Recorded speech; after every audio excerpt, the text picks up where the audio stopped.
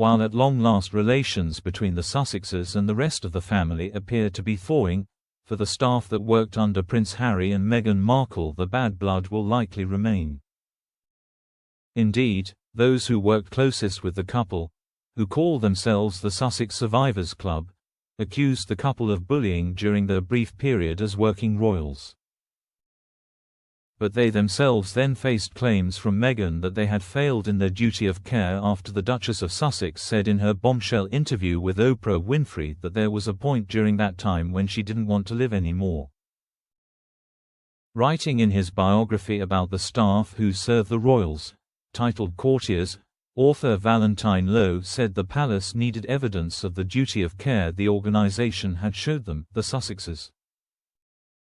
And so Harry and Meghan's former aide Samantha Cohen and key courtiers Sir Edward Young, the late Queen's private secretary, and the King's private secretary Sir Clive Alderton agreed that evidence would be gathered by the aides to quash any claims Harry and Meghan had not been properly looked after. But Mr. Lowe wrote that Meghan was already leaving a trail of evidence behind, so that when the time came for them, Harry and Meghan, to leave the monarchy, she would be able to say, "Look how they failed to support me." Such as when Meghan went to HR for help and was given a sympathetic hearing, but the department was ultimately there to deal with employee issues, not members of the royal family. Samantha and the other courtiers were aware of bullying allegations lodged against the Sussexes as early as 2018. Samantha the Panther, as she was known, told Australian media last year that she was one of 10 staff members interviewed by the palace following the complaints.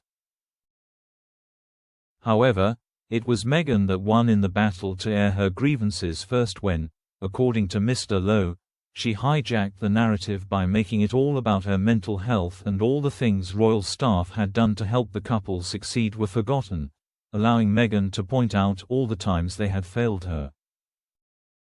These failures were then singled out for millions to see during the Sussexes' interview with Oprah in 2021.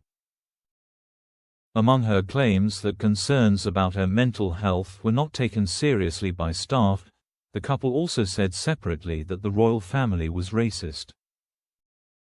Pointing the finger at one member in particular, the couple alleged that the unnamed individual had speculated about the color of their son Archie's skin while Meghan was pregnant with him.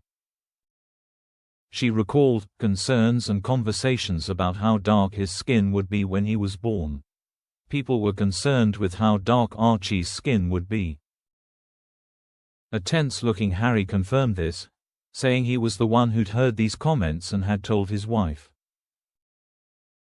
But while the royal staff members' shortcomings were broadcast for the world to see, Meghan's own behavior has also been in the spotlight.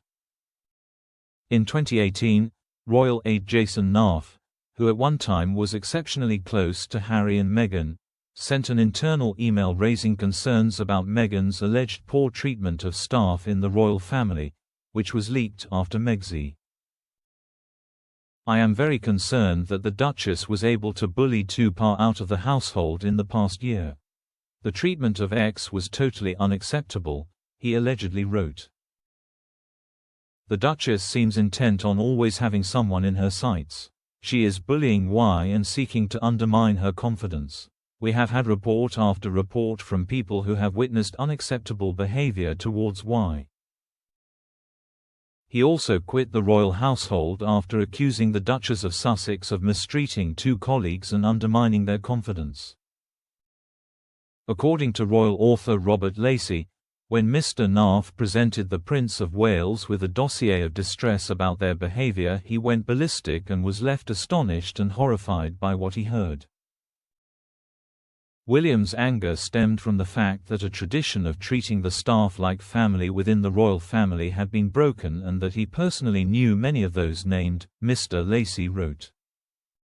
Accusations that Meghan is difficult to work with have also plagued her career away from the royal family.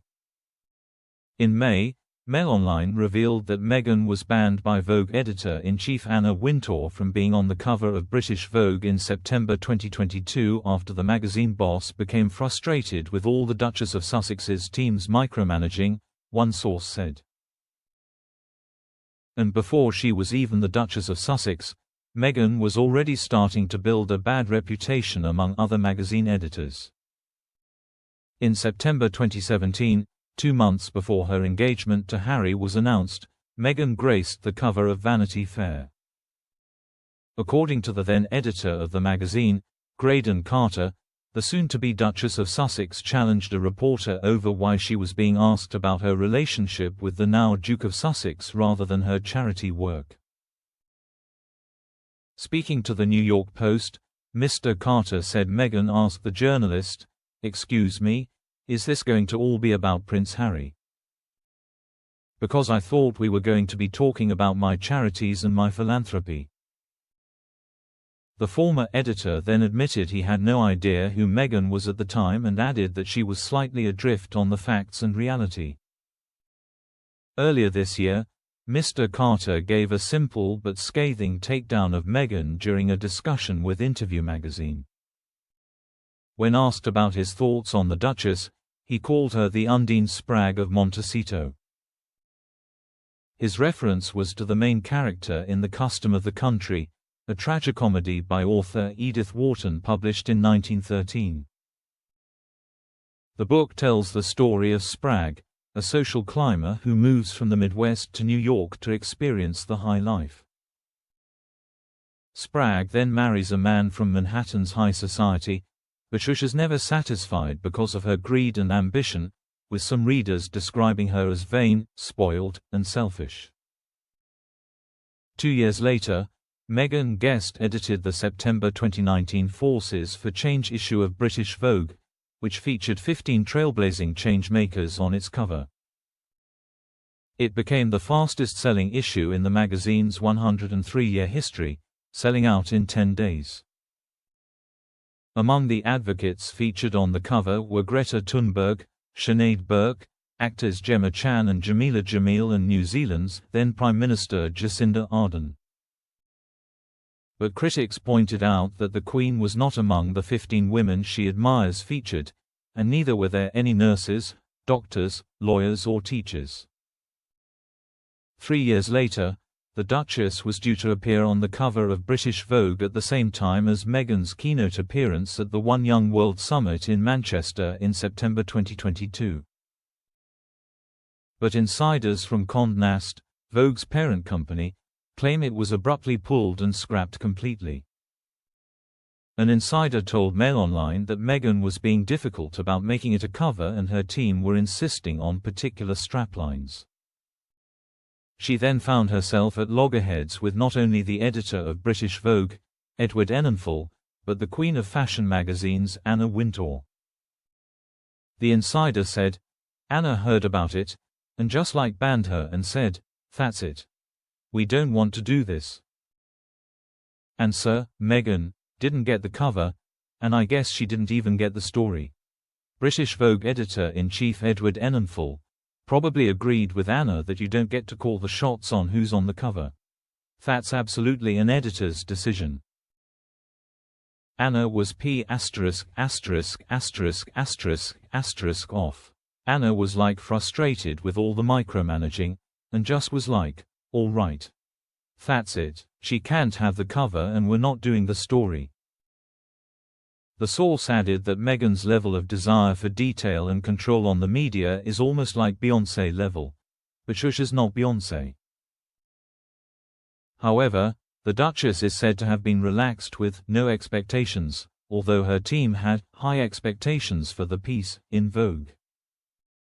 Enninful was not in a position to meet those expectations. He already had a magazine cover in the bag for that month, Condé Nast insiders told the Mail on Sunday. Shelving the project is said to have damaged Mr. Enninful and the Duchess' friendship. Edward was furious to have lost the project, as were the powers that be at Condé Nast, a source told the Moss. However, reports are conflicting.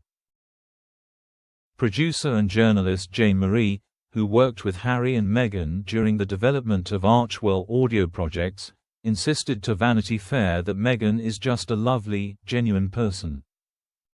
Other staff members have claimed that she would send her employees gifts ranging from dog leashes to skincare products. These wildly varying accounts of the work culture Meghan presides over are supported by a source that worked with her in the run-up to her wedding in 2018, who said she was lovely when it is all going her way but a demon when the worm turns. The Duchess of Sussex has always denied the allegations of bullying, which she described as an orchestrated smear campaign against her.